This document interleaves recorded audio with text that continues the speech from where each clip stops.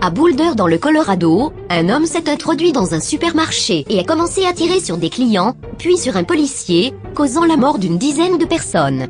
L'individu a finalement pu être interpellé par les forces de l'ordre. D'après les informations publiées dans la presse, les premières images de son arrestation faisaient état d'un homme blanc en short de sport, blessé à la jambe. Finalement, il s'est avéré que l'homme blanc en question s'appelait en fait Ahmad Alissa, qu'il militait contre la politique anti-immigration mise en place par Donald Trump, et qu'il dénonçait avec force ce qu'il nommait l'industrie de l'islamophobie. On peut donc en déduire que la plupart des journalistes sont d'accord avec Jacques Sapir lorsqu'il nous apprend que, techniquement, les Arabes sont des Blancs. Ça me fait penser à Caroline Forrest qui nous racontait à la télévision que les terroristes de Charlie Hebdo avaient les yeux bleus. Il y avait une jeune journaliste, une jeune contributrice de Charlie Hebdo qui a eu la Kalachnikov sur le nez et il lui a dit « récite le Coran et je t'épargne ». Et elle récitait ça en boucle, elle disait « il m'a dit ça, il avait de très beaux yeux bleus, il m'a dit ça ». De très beaux yeux, je sais plus. Évidemment, beaucoup de ceux qui avaient parlé d'un homme blanc ont rapidement modifié leurs articles, supprimé leurs tweets, voire carrément changé d'avis sur l'attitude à adopter après un attentat, comme par exemple cette militante d'extrême gauche qui a commencé par dire « Le tireur a été placé en garde à vue ». En d'autres termes, c'était très certainement un homme blanc, encore.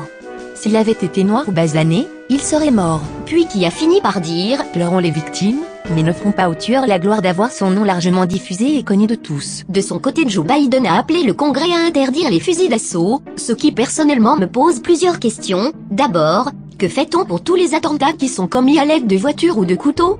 Ensuite, que se serait-il passé si les clients de ce supermarché avaient été autorisés à porter une arme sur eux? Aurait-il pu abattre ce tireur afin de stopper sa folie meurtrière? Et enfin, pensons-nous réellement que des personnes déterminées à commettre des actes aussi sanglants soient découragées par le fait que les armes à feu seraient interdites par la loi? En France, à ma connaissance, le port d'armes est proscrit pour les citoyens, ce qui ne nous empêche pas de nous faire tirer dessus régulièrement depuis maintenant plusieurs années. Ce massacre au Colorado intervient une semaine après une autre tuerie qui a eu lieu à Atlanta et commise par un homme blanc, un vrai cette fois-ci, qui a tué 8 personnes travaillant dans des salons de massage asiatiques. À cette occasion, on a pu lire dans les médias et en particulier dans les médias du service public, que ces meurtres étaient le fruit d'un climat anti-asiatique que l'on doit à Donald Trump, parce qu'il a parlé de virus chinois pour qualifier la pandémie du Covid-19. Bien entendu, dans le cas du carnage commis par Ahmad Alissa dans le supermarché, aucun journal n'a évoqué la possibilité d'une motivation raciste, personne n'a parlé de suprémacisme arabe, bien que les victimes soient dans leur intégralité des Américains bien blancs. Sauf qu'après avoir un peu étudié le dossier de Robert, le jeune blanc qui a commis ces meurtres, on apprend que la piste xénophobe n'est pas privilégiée dans cette affaire, puisque les victimes de cet homme sont, certes asiatiques pour les 3/4 d'entre elles, mais aussi quasiment toutes des femmes. Robert a expliqué son acte par la frustration sexuelle qu'il ressentait, qui était selon lui symbolisée par l'existence de ces salons et de leurs masseuses, et que c'est pour cela qu'il a voulu les détruire. Robert avait par ailleurs choisi de se faire baptiser une deuxième fois en 2018, et était connu pour être impliqué au sein de son église locale. Une troisième attaque a eu lieu ensuite, au Capitole cette fois, où un homme armé d'un couteau a foncé en voiture sur 2 agents de police, dont l'un est mort. Et regardez comment RTL décide de relater cette histoire. Sur Twitter, il publie un message minimaliste et factuel, puis quand on clique sur le lien de leur article, le sous-titre parle d'un policier qui est mort non pas ce vendredi 2 avril, mais début janvier. Le policier qui vient de se faire tuer, William Evans, n'est même pas mentionné, tout comme son assassin, la journaliste préférant accabler les partisans de Donald Trump, pour une info qui n'a pourtant aucun rapport avec le sujet en question. Et pour cause, le terroriste s'appelle ici Noah Green, un disciple du suprémaciste noir Louis Farrakhan et membre de l'association Nation of Islam. Il a d'abord été décrit comme un homme blanc par MSNBC, média de référence aux États-Unis, puis sobrement qualifié de jeune homme à l'état psychique fragile, par notre presse française. Je vous mets en description les liens sur le tweet et l'article d'RTL, car on est sur un cas d'école de manipulation. Toutes ces attaques ont eu lieu en l'espace de 15 jours, et le parallèle entre le traitement de l'information dans ces 3 tragédies est riche d'enseignements.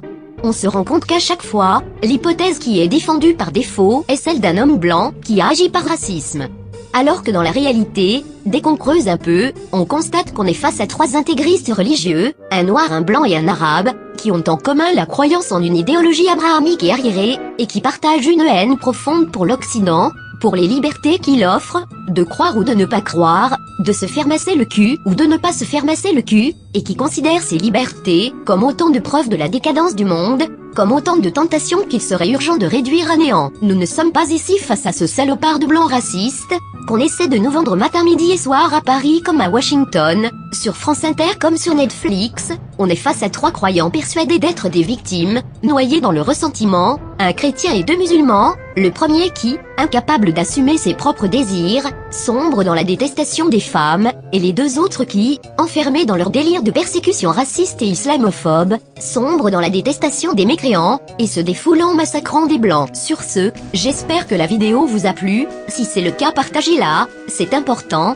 abonnez-vous, suivez-moi sur Telegram, mon seul et unique réseau social, et n'oubliez pas, tout ne fait que commencer. T'en as marre des connards qui te mettent la tête dans les chiottes? Bah tu sais quoi? Peut-être que tu devrais faire des haltères ou prendre des leçons de karaté, comme ça la prochaine fois où il essaie, tu lui mets un grand coup de genou dans les couilles. Petit, tu vois ça? Ouais. C'est quand on est prisonnier de sa colère, c'est l'exemple typique. Ouais, ma poule. Vous voyez la peur s'exprimer?